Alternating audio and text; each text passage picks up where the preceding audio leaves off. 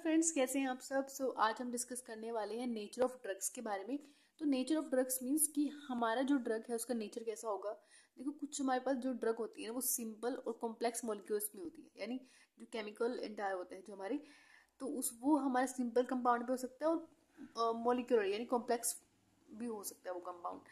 तो हमने अपने ड्रग्स को टू पार्ट्स में डिवाइड किया, जैसे एक होता है इनऑर्गेनिक और ऑर्गेनिक। ठीक है, देखो आपने सुना भी होगा, जैसे लोग क्या करते हैं आजकल ऑर्गेनिक चीज़ों के ऊपर ज़्यादा वो करते हैं, फोकस करते हैं, ऑर्गेनिक चीज़ें खाना ज़्यादा पसंद करते हैं। ठीक है, तो जो हमारी ड्रग्स होती है, वो जो हमारी मेजोरिटी ऑफ ड्रग्स होती हैं वो सारी ऑर्गेनिक कंपाउंड्स की ज़्यादा लोग लेते हैं। ठीक है, तो ऑर्गेनिक कंपाउंड्स में तीन पार्ट्स में डिवाइड किया, जैसे फॉर एग्जाम्पल यहाँ पे वीकली एसिड हो गया, वीकली बेस हो गया, नॉन इलेक्ट्रोलाइट्स हो गए। जैसे इस एग्जाम्पल भी दिए हुए, आप उसको देख लेने के बाद वीकली एसिड में हमारे पास एस्प्रिन हो गए जैसे। ठीक है, बेसिक में हमारे कंसिडर कर थे मॉर्फिन वगैरह। ठीक है, और इलेक्ट्रोलाइट्स अल्कोहल हो गया। ठीक है, तो उसके बाद एक क्लासीफाई किया इसको, नेचर ऑफ इसकी फॉर्म कैसी है ड्रग की। ठीक है, जैसे सॉलिड फॉर्म हो गई, लिक्विड फॉर्म हो गई। सॉलिड फॉर्म में हमारे पास सारी टैबलेट्स आती हैं अपने, जैसे पीसीएम हो गई टैबलेट। ठीक है, और लिक्विड फॉर्म में सब लिक्विड फॉर्म में हो गए, सिरप्स वगैरह हो गए, सारी लिक्विड फॉर्म में होती हैं। ठीक है, इसमें अल्कोहल, इथेनॉल, कोस्टर ऑयल सब। ठीक है, और गैसेस में फॉर्म में क्या होता है, जैसे आप इनहेलर्स लेते हो, सारे गैसेस फॉर्म में होते हैं। ठीक है, तो उसमें नाइट्रस ऑक्साइड इसका एग्जाम्पल है। उसके बाद जो हमारी इनऑर्गेनिक होते हैं, इनऑर्गेनिक कंपाउंड्स जो होते हैं, उसमें क्या देखना है। देखो, इनऑर्गेनिक कंपाउंड्स में जो हमारे जितने भी कार्बन और हाइड्रोजन को छोड़ के जैसे और कंपाउंड्स बनते हैं, जैसे फॉर एग्जांपल हमारे पास यहाँ पे दिया हुआ फेरस सल्फेट दिया हुआ है, वो फेरस सल्फेट इनऑर्गेनिक कंपाउंड हो गया। ठीक है, लिथियम कार्बोनेट एक क्या है, इनऑर्गेनिक कंपाउंड है।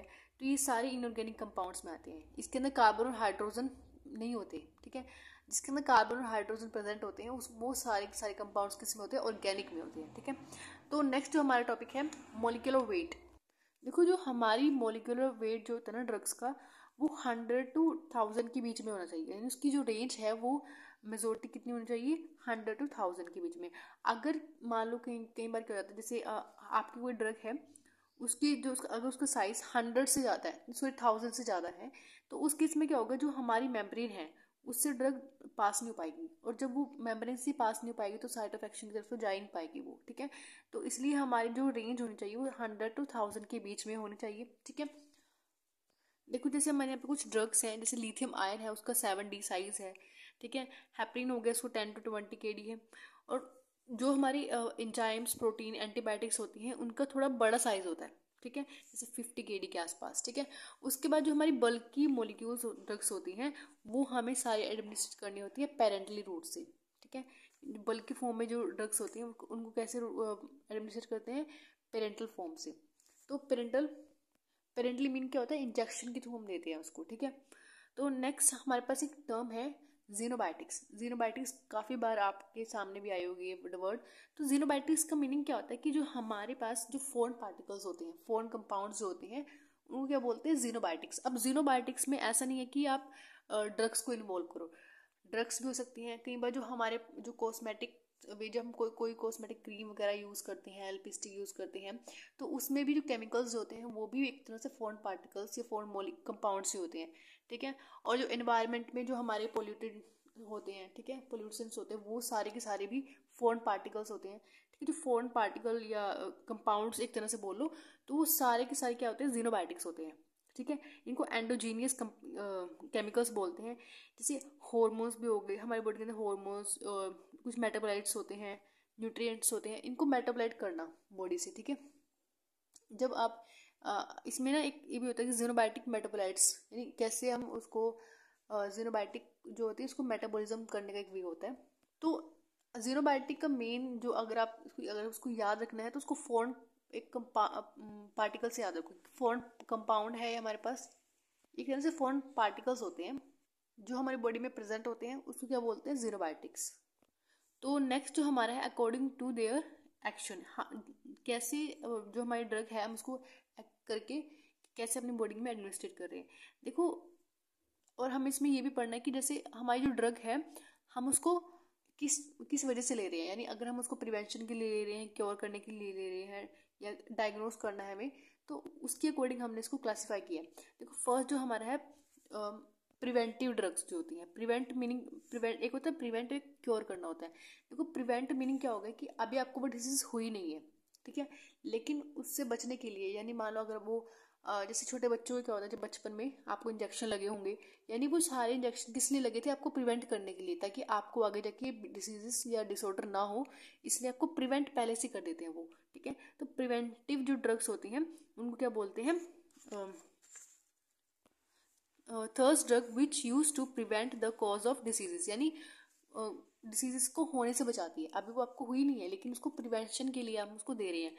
नेक्स्ट जो हमारी होती है सिम्प्टोमेटिक, यानी सिम्प्टोमेटिक से मीनिंग क्या होगा कि जो सिम्टम्स जो होते हैं ना, सिम्टम्स जैसे मान लो किसी को कोई डिसीजेस है और उस डिसीजेस की वजह से उसको ज़्यादा पेन हो रहा है, हेडेक हो रहा है, लेकिन उसके सिम्टम्स है सारे के सारे वो, ठीक है। किसी को कोई डिसऑर्डर है, किसी की बोन फ्रैक्चर हो गई है, तो उस बोन फ्रैक्चर की वजह से क्या हुआ, उसको पेन हो रहा है, तो उस पेन को रिलीव करने के लिए, क्योंकि पेन क्या है, एक सिम्टम्स है उसका, ठीक है, तो उस सिम्टम को रिलीव देने के लिए हम कौन सा ड्रग देंगे, सिम्टोमेटिक ड्रग। तो इन ड्रग्स को बोलते हैं third drug which use to treat the symptoms of the disease, यानी सिम्टम्स को ठीक करने के लिए। नेक्स्ट हमारा है डायग्नोस्टिक, यानी डायग्नोज करने के लिए। Third drug which help to determine the treatment और कॉजेज ऑफ डिसीजेस। नेक्स्ट हमारा क्यूरेटिव ड्रग, यानी अगर हमें कोई पर्टिकुलर डिसीज हुई है तो उस डिसीजेस को ट्रीट करने के लिए हम ये ड्रग्स लेते हैं, तो उसको क्या बोलते हैं, क्यूरेटिव ड्रग्स। नेक्स्ट जो हमारी होती है हेल्थ मेंटेनेंस ड्रग, यानी हेल्थ को मेंटेन करने के लिए ड्रग जो होती हैं उसको क्या बोलते हैं, हेल्थ मेंटेनेंस ड्रग, बिल्कुल सिंपल है। नेक्स्ट जो हमारा टॉपिक है एसेंशियल्स ऑफ ड्रग कंसेप्ट। तो एसेंशियल्स ऑफ ड्रग कंसेप्ट का जो मेन एक तरह से बोलो ऑर्गेनाइजेशन है वो है WHO।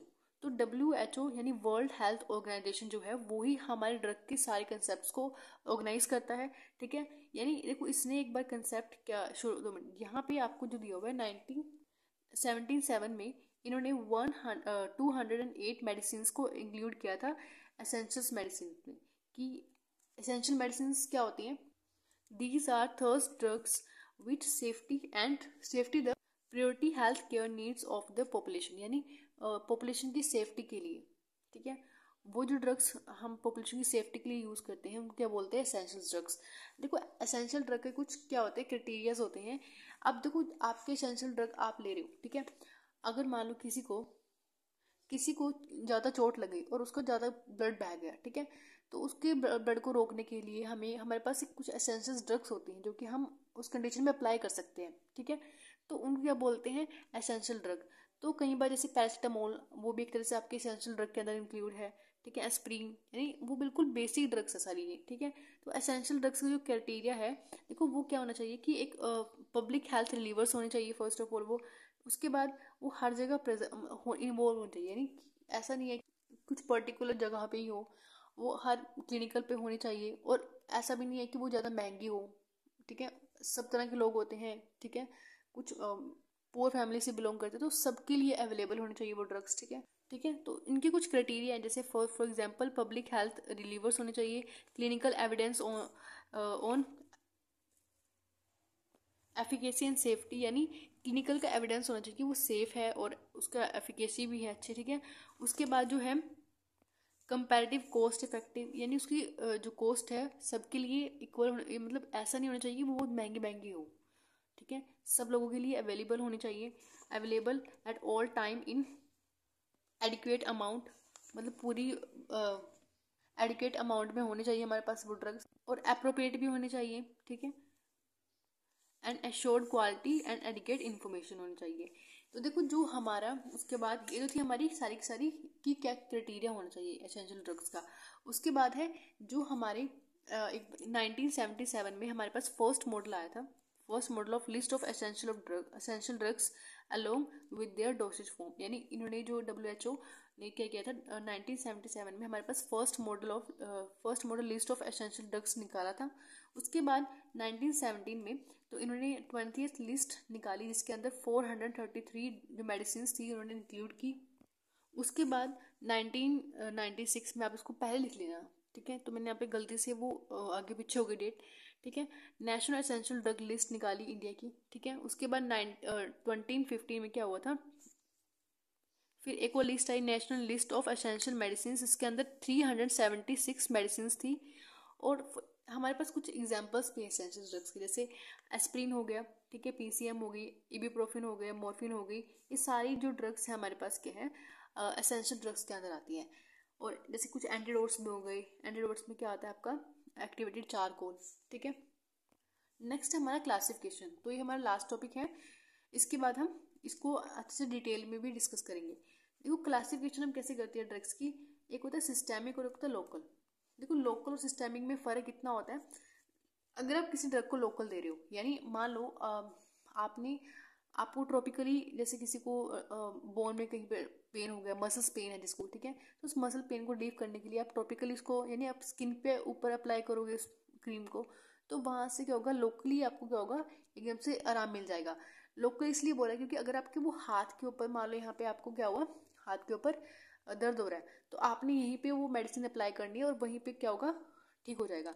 लेकिन कई जो मेडिसिन होती हैं हमें सिस्टेमिक देनी पड़ती है। सिस्टेमिक में जैसे फॉर एग्जांपल आपका ब्लड जो सिस्टम है, ठीक है, यानी जो आपका सर्कुलेटरी सिस्टम है, जहाँ से आपको जो हार्ट है ब्लड पंप करता है, ठीक है, उसके बाद वो जो सारा ब्लड है पूरा सिस्टम में जाता है, आपके पूरे ऑर्गन्स में जाता है, तो उसको क्या बोल देते हैं, सिस्टेमिक, ठीक है। आप देखो जो ट्रॉपिकल का एग्जांपल्स हैं, जैसे लोकल का जो एग्जांपल है वो है ट्रॉपिकल, यानी ट्रॉपिकल तो स्किन के ऊपर आपने लगाया, उसको रिलीफ मिल गया। उसके बाद डीपर टिश्यूज होते हैं, उसमें हम अप्लाई कर सकते हैं। एक होता है आरटीएस सप्लाई। अब देखो आरटीएस सप्लाई क्यों बोला गया है, आरटीएस सप्लाई आप सोचोगे कि आरटीएल तो क्या करती है, ब्लड तो पूरे बॉडी में भेज रही है वो भी। देखो आरटीएल, एक होती है आरटीएल, एक होती है वेन। वेन क्या करती है, ब्लड में जो ब्लड होता है वो हार्ट के अंदर वापस लेके आती है सारा, ठीक है, वेन का ये फंक्शन होता है। अब जो ब्लड हमें बाहर निकालना है तो वो किसके थ्रू निकालेंगे, आर्टरीज के थ्रू। तो आर्टरीज क्या करती हैं, आर्टरीज उस ब्लड को एक स्पेसिफिक ऑर्गन के पास लेके जाती हैं, ठीक है। अब हर एक आर्टरीज अपने अपने ऑर्गन्स के पास लेके जाएंगी, तो हम क्या करते हैं, कुछ स्पेसिफिक आर्टरीज होती हैं, जैसे हमें कुछ, मान लो हमारे पास कुछ किडनी का डिसऑर्डर है, ठीक है, तो हमें वो जो मेडिसिन है लोकली ही किडनी के पास भेजनी है और कहीं नहीं जानी वो, तो हमें ऐसी जो ड्रग्स हैं वो आर्टरीज, उस आर्टरीज के अंदर देनी होगी ताकि वो किडनीज के अंदर जाए, ना कि वो लीवर के अंदर जाए, ठीक है। तो हम आर्टरीज के अंदर देती हैं। आर्टरीज एक स्पेसिफिक ऑर्गन को ब्लड सप्लाई देती है, लेकिन जो वेन होती है वो पूरे हार्ट को देती है, ठीक है, क्योंकि जो सारा जो वेन के थ्रू क्या होगा, सारा ब्लड बॉडी से हार्ट के अंदर जाएगा और वो हार्ट का जो ब्लड है वो आर्टरीज के अंदर जाएगा। अब आर्टरीज तो स्पेसिफिक ऑर्गन के अंदर जाएगा, तो इसलिए हम इसको हमने यहाँ पे डिवाइड किया है लोकल के अंदर, ठीक है, लोकल देते हैं हम इसको। उसके बाद जो है हमारा सिस्टेमिक को 2 पार्ट्स में डिवाइड किया है। फर्स्ट है एंट्रायल, एंट्रल बोलो, ठीक है, या पेरेंटल। अब जो एंट्रल और पेरेंटल होता है, यानी अगर आप उसको दे रहे हो जीआईटी के थ्रू, ठीक है, तो हम इसको रखेंगे एंट्रल में, ठीक है। अगर आप इसको पेरेंटल में दे रहे हो तो हम अवे फ्रॉम जीआईटी, यानी जीआईटी के अलावा हम कहीं और से दे रहे हैं। तो जो हमारा जीआईटी से हम देते हैं, ओरली हम दे सकते हैं, सबलिंगुअल, रेक्टल, ठीक है, तो ये हम इसको इसके अंदर रखते हैं। और जो हमारी पेरेंटल होती है इसको 2 पार्ट्स में डिवाइड किया है। फर्स्ट है इंजेक्टेबल और नॉन इंजेक्टेबल। इंजेक्टेबल में हमारी आती हैं, जिसे हम आईवी के थ्रू दे देते हैं, आईएम, ठीक है, सबलिंगुअल दे देते हैं उसका, इंटरडर्मल, ये सारी इसके अंदर आती हैं। उसके बाद है नॉन इंजेक्टेबल, यानी नेजल, आपको क्यूटेनियस आपने दे दिया, क्यूटेनियस रूट से दे दिया आपने, और इनहेलर्स, ठीक है। तो ये सारे क्या थे, रूट ऑफ एडमिनिस्ट्रेशन बोलो, ठीक है, हमने किस रूट से दिए, सिस्टेमिक, लोकल, ठीक है। तो ये क्लासिफिकेशन थी हमारी। तो इसमें हमारा एक टॉपिक रह गया है सोर्सेज ऑफ ड्रग का, उसको हम नेक्स्ट लेक्चर में कवर करेंगे। And thank you for watching this video.